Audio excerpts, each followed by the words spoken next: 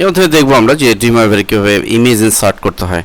আমাদের ইমেজ দিয়ে আমাদের ওয়েব পেজকে আকর্ষণীয়ভাবে উপস্থাপনের জন্য আমরা এখানে যে উপরের যে কমন ইনসার্টের আন্ডারে যে কমন বারটি রয়েছে সেখান থেকে আমরা দেখুন ইমেজ নামে যে বাটনটি রয়েছে এখানে ক্লিক করব এবং এখান থেকে আমরা আমাদের ফোল্ডারে চলে যাব যেখানে ইমেজ রয়েছে।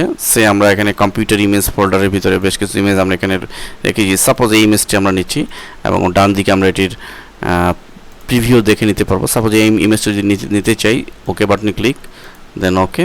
অলরেডি আমাদের ইমেজটি এসেছে এবং ইমেজটিকে আমরা ইচ্ছা করলে এই আমাদের আমরা চারপাশের যে মডিফায়ার আছে সেগুলো টেনে আমরা এটিকে বড় ছোট করতে পারবো।